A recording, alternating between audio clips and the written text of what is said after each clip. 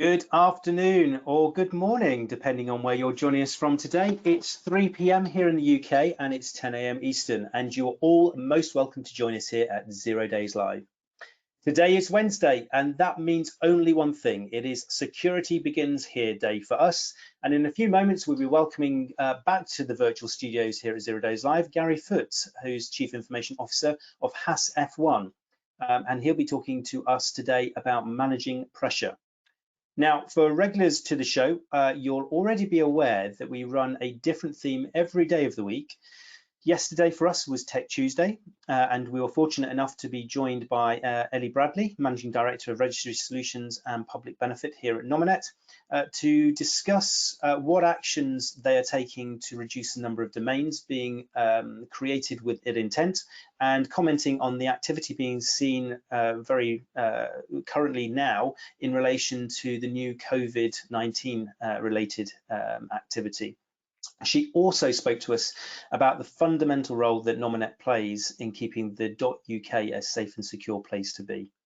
Now, still to come this week is our bumper show tomorrow, so don't miss it. We are folding in GovSec Thursday and Fun Friday into one action-packed webcast.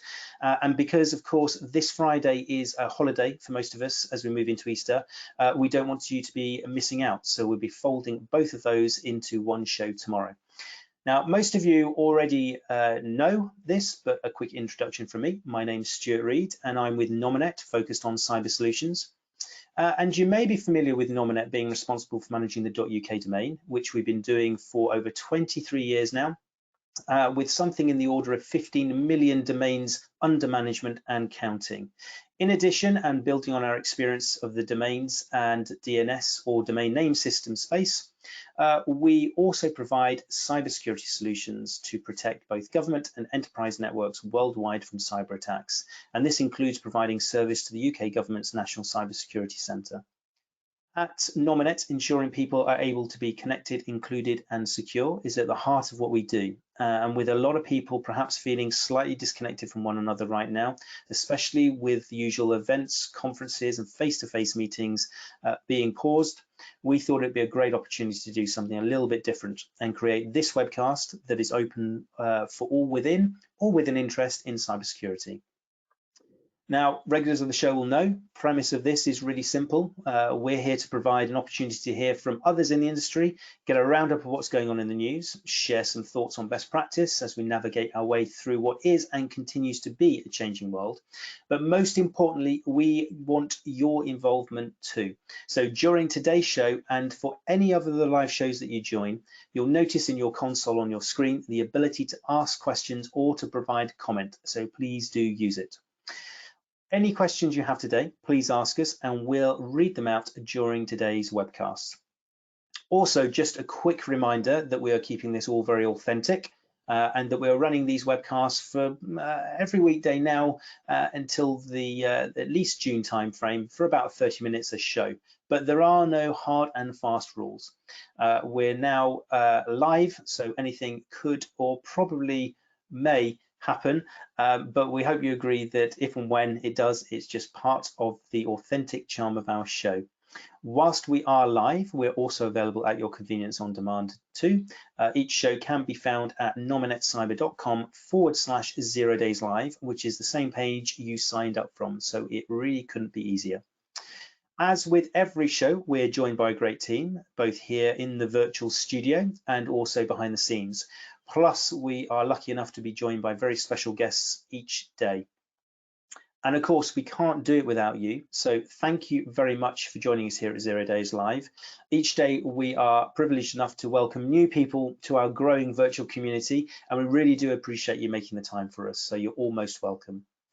The big question this week has been, how are you taking your tea?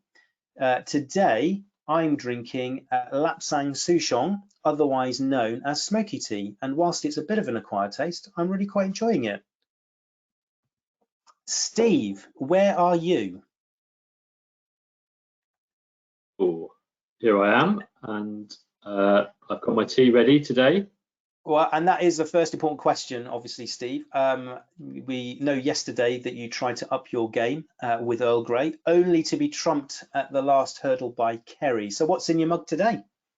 Well, as I said yesterday, I wasn't a fan of the Earl Grey, so I've gone back to my traditional Yorkshire tea, but black with a slice of lemon, just to change it up a bit. Nice choice. I'm not a big fan of it either, so I'll be going back to my Yorkshire tea as usual. As of today. Oh, well, that's a shame, but at least you're prepared to try something new. So at least you can say you've done it now. And how are you taking your tea today, Kerry? It does feel that we probably need a bit of a drum roll for this. So here we go. Well, if you want to see the amazing teapot again, not on the high street, other online shops exist. It is chocolate and berry burst. Very nice. It's not quite as long-winded, perhaps, as the one you had yesterday, but sounds equally. I am saving the best for last day, so watch out for tomorrow. Well, there we go. If you need any other incentive to come and join us live tomorrow, everyone, then I think you've just heard it. And please do, everyone that has joined us, let us know how you're taking your tea today, and Kerry will read it out. Simply type it in the questions console on your screen, along with other comments or questions that you may have for today. Now, as I mentioned a few moments ago, today is, of course, Security Begins Here Day. And before introducing our special guest, first, I thought that we would take an exclusive look at our latest video entitled Managing Pressure. So hope you enjoy.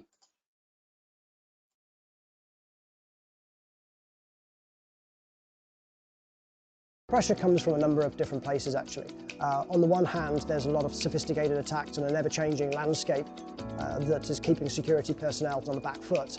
But there's also pressure from the media. There's an awful lot of high-profile cases that have come out, and so that's getting attention at the board level. And as soon as you've got attention at the board level, they pass that pressure down onto their security personnel, who ultimately have to deliver. They have to maintain a cool head. They're continuously having to have essentially two hats on. On the one hand, they've got to try and predict any incidents that may occur, and so they almost have to have their crystal ball out to see if anything's on the horizon. But the flip side is they also have the responsibility of mitigating any particular incidents. As soon as there is an incident, obviously the pressure is going to mount from the business perspective to get that incident resolved, and that pressure will go on to the performance of the team. If the security team are under pressure, it does affect the business. There are always chances that people can start making mistakes. I think boards and leadership teams view their security teams in lots of different lights. I'm quite lucky at Haas F1 team. We take security very seriously, and it's an agenda item at the board level. But there's some organisations that haven't quite got that. And so there's probably some CISOs who are under an awful lot of pressure to deliver, yet are seen by a board as just consuming time and resources. A certain level of pressure is always good on a CISO team, but it's important that businesses understand the level of stress that they're placing on their team. Different people perform better under different circumstances. Some people perform well under high levels of stress, but some people don't. As soon as businesses recognise that and are able to adapt the pressure that they place on their team, both from securing during an incident, but also proactively monitoring in case of an incident. The advice I give any CISO who's struggling with stress is to make sure they're communicating that and talking about their levels of stress. Ultimately, businesses can't help them if they don't realise there's a problem. But it's also important to have a good team around you. Obviously, when you're under stress, the team can support you with that and help you.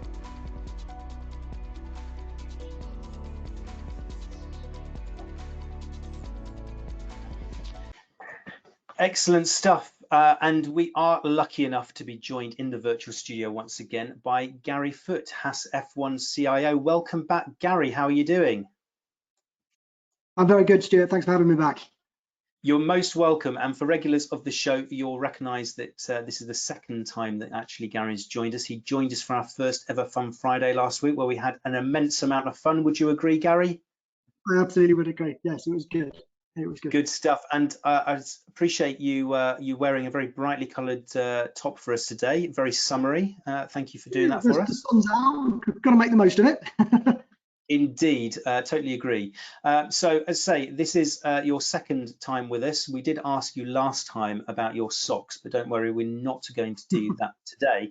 But we will ask you another very important question. You've just heard from myself and Steve and Kerry how we're taking our tea. How are you taking your tea today? I have a bit of a tea routine. So I'm a regular English breakfast kind of guy in the mornings, and then in the afternoon I switch to mint tea. And for those of you who haven't had mint tea, it's good, but definitely go for 3 mint tea. Way better than single mint tea. That's my top tip for the day as well. Wow, actually, that's really quite useful for us to know, Gary, because what you'll probably be aware of tuning in every day this week is that actually mint tea has been a popular choice. Both Kerry and myself have both had that, but I'm not sure either of us had 3 mints, so maybe that's one for tomorrow. We'll see. So thank you very much. Now I want to move on to kind of more important and probably more serious issue actually, is the issue of stress. And perhaps given the context of the pretty extraordinary situation we find ourselves in right now, it's perhaps more important than ever that we look after ourselves, but it's not always easy. We did some research and you actually contributed to this, so thank you, Gary.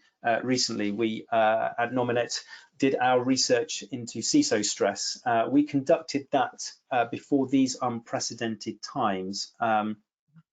But we found through that there was a strong indication that stress and mental health are big concerns right now, particularly with the CISO community, which is where the focus of our report was. Some of the top level findings that we drew out from that was that almost 9 out of 10 of those that we spoke to said they were feeling a level of stress. And on average, they find themselves working an extra 10 hours per week. So it certainly is something that's top of mind and is potentially something that's exasperated in this current situation. And I suppose that draws me to my first question really is, firstly, do you think the security teams are feeling pressure right now? And if so, why do you think security teams are feeling it more than perhaps anybody else? I think in terms of feeling pressure, sort of before all of this started, I think the problem with the security team is they've got almost the impossible job. They've got to try and keep up with that ever-changing threat landscape. Trying to stay one step ahead of the cyber criminals. Almost trying to do that dual role. I think we talked about it in the previous show, where they're trying to look forward, as in looking at what people are utilizing, and COVID-19 is such a great example of where cyber criminals will leverage a current event or a current news story. But the flip side is they've also got to look back and make sure that they're retrospectively closing off loops, or also fixing any incidents that do actually happen, because inevitably they do occur. In terms of actually COVID-19, I think first of all, you've got another platform that cyber criminals are going to try and utilize, and that they're going to try and exploit. And the thing with this as well is it's going to catch people off guard.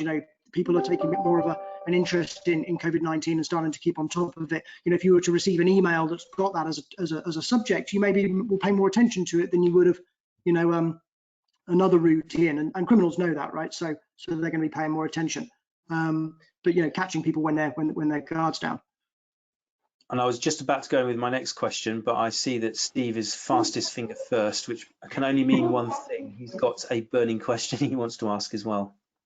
Yeah, I'm just interested in how all of this has kind of impacted the stress levels of those in the kind of management layer of security. Is it business as usual, just with a different theme and a different focus, or is it significantly increasing the stress levels of CISOs? I think it's going to have increased them, because the business isn't being conducted like it normally is. We're all out of our comfort zones a little bit. There's some businesses that have adopted working from home early on, but actually the majority of businesses, this is a really new thing for them.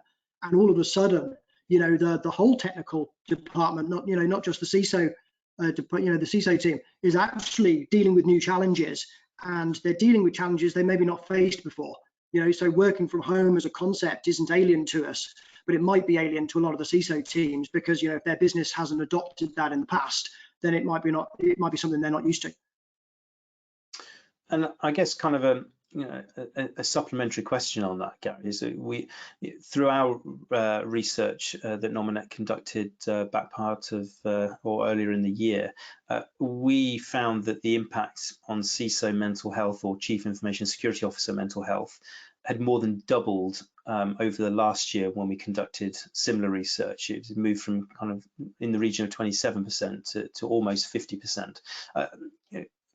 Given what you've just said, I guess that doesn't really come as much surprise to you. No, I think the increase is not a surprise. I mean, the numbers are alarming. I guess they are a surprise, the actual numbers themselves, but the actual relative increase for me, is largely expected, and I think there's two reasons behind that. One is the fact that there is an awful lot more for CISOs to deal with. That the cyber criminals, it's easy money. It's easy money, and organized crime and organized criminals are moving to this space, whereas maybe 5 years ago they were busy robbing banks and doing physical activity. Now they're actually moving into virtual activity, so that landscape's changing, as we talked about earlier. But I also think that, and this may be a bit of controversial, and I'll be interested to hear other listeners' opinions on this, is one of the things that I think it's increased is that actually we're able to talk about mental health a lot more than maybe previously we were. And so are there now more people clicking yes on that tick box on the questionnaire that maybe would have clicked no before, even though they were actually suffering from it, but people didn't talk about it? Now there's the media has removed a lot of the stigmatism that's attached to mental health, and now it's a really open conversation, and thus maybe people are more likely to click the yes box where even if their situation hasn't changed. And Steve, you've put your webcam back on, so either that was a by accident or you've got another question. It's my virtual put my hand up, isn't it? So related to that, I think it's a really good point about being able to talk about mental health now, and that subject being less of a taboo. With that in mind, do you think that the security teams are getting enough support from the board and the broader business to help, to reduce that stress? I think that's getting better, but it largely depends on the organisation. I think there's some organisations that are really upfront on this and are pioneering it.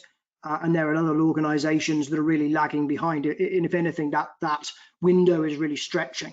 And so, on the one hand, I think you've got some CISOs that will have an organisation that will help them and support them.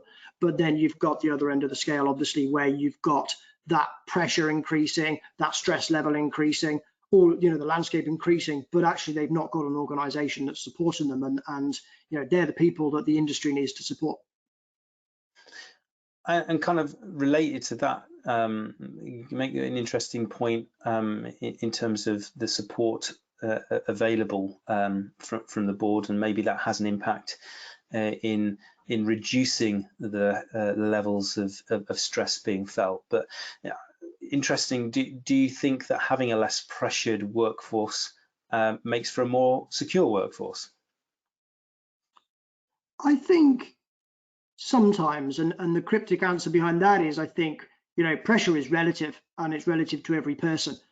Some people perform better under pressure, some people less so. So actually, it's maybe more, it's almost down to the individual, but it's certainly down to a lot of company culture. And actually, one of the really important things that I think line managers and middle managers, senior managers need to skills they need to get is to start to understand their staff.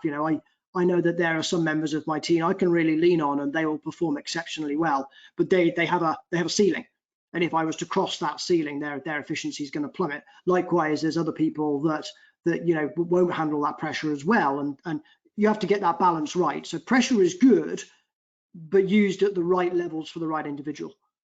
Yeah, and I think the kind of the theme that the flavour you've given us, both through the video that we saw earlier and also through talking to you now, is that the security teams, and particularly the person on the front line for that, largely the chief information security officer or equivalent, it's probably fair to say that they're spinning a lot of plates, and it's also probably fair to say that their role is still relatively new within the organisation, and it's probably still evolving. Is that something that you would kind of subscribe to as a point of view? Yeah, that's a really good point, actually. The fact that the role is new is because of that ever changing, that ever changing and ever increasing threat from a digital landscape. Companies are now starting to realize that they need this role, and this role is a valued role, but we're only just getting there. This would have been a job that would have not really existed almost 10-15 years ago, and although there were cyber threats around, companies weren't taking them seriously, and therefore that role wasn't required. One of the tricks for an organization, or challenges I should say, for an organization with a CISO role or a CISO team, is that they predominantly consume a lot of resources to try and prevent something that may never happen anyway. And trying to convince a CFO to put money behind that's a tough job.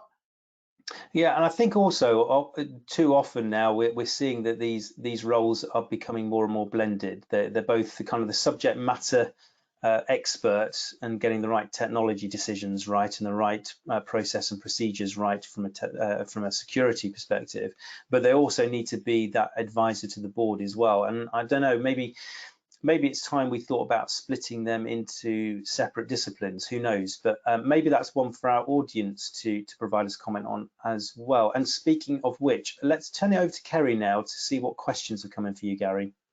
Sure.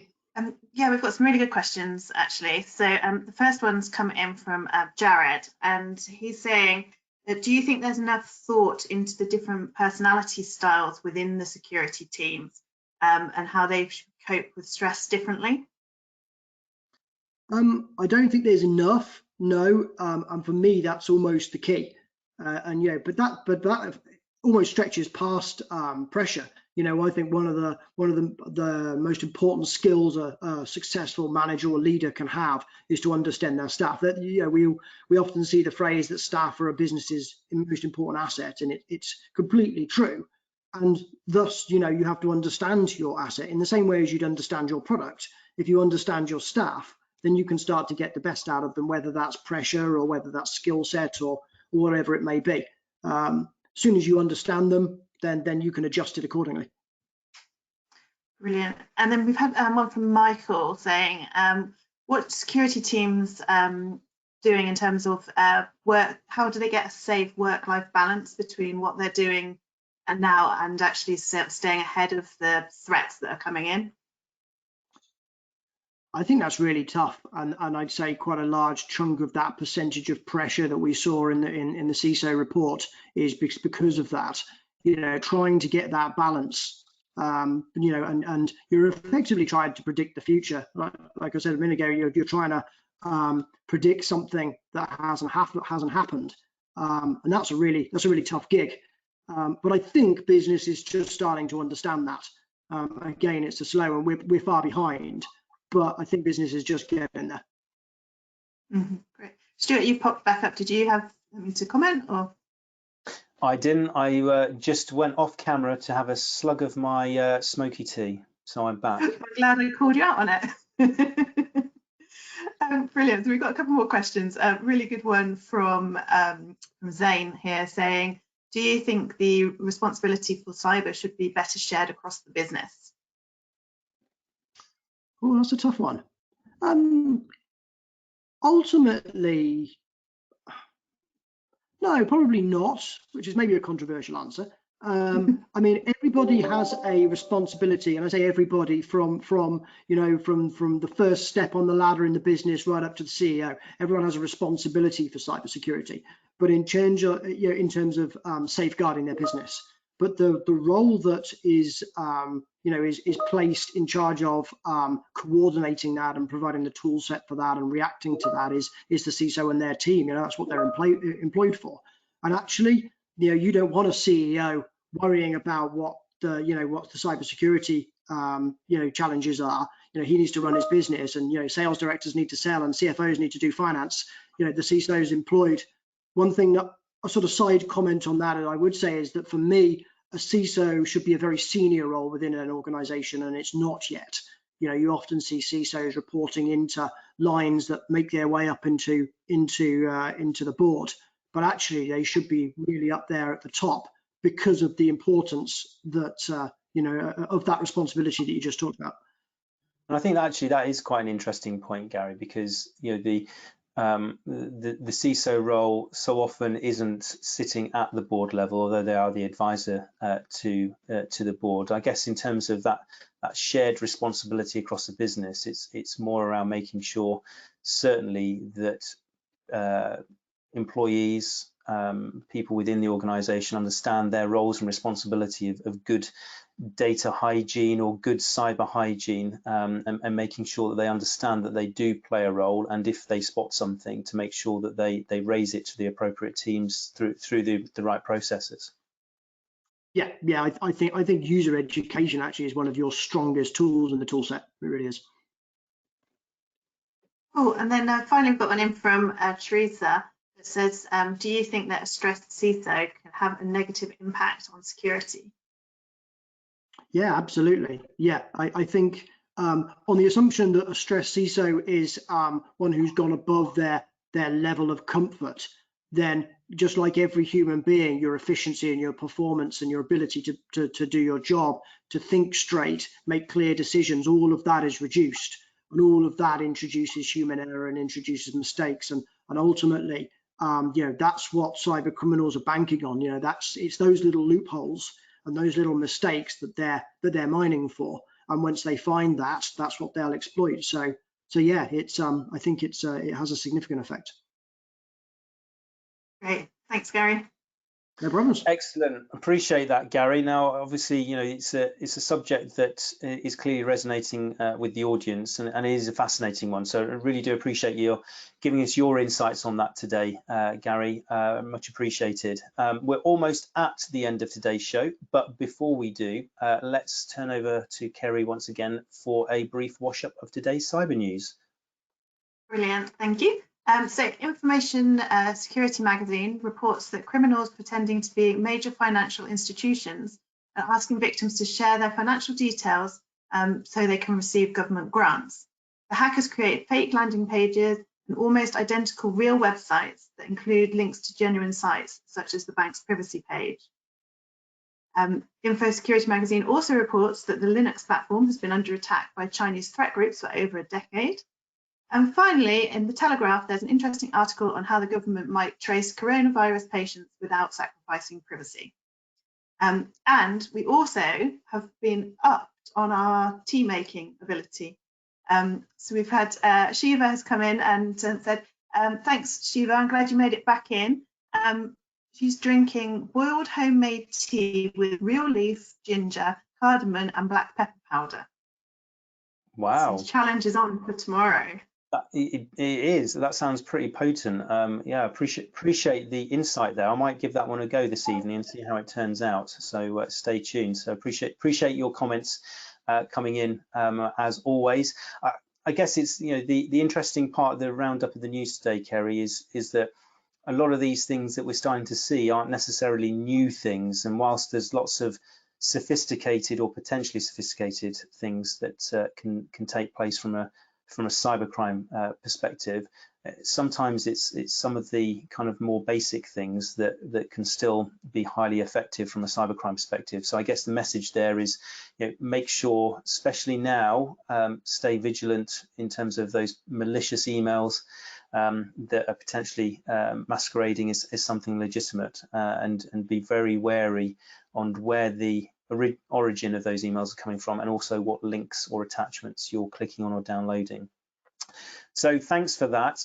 Thanks to everyone here in the team as well. Special thanks to today's guest, Gary Foote, everyone front of house, Steve and Kerry, everyone behind the scenes here at ZeroDaysLive, and of course to all of you for joining us. Now, just before we go, very quick reminder, it's our bumper Easter show tomorrow. We're going to be joined by Dave Poulton of Nominet to talk frameworks as part of GovSec, but he'll also be joining us for some of the Fun Friday activities as well. And just a reminder, because it is a virtual Friday team, it is casual day tomorrow, and I for one cannot wait to see what Steve wears this week. So please join us and find out together. See you tomorrow, everyone. Have a great day. Cheers.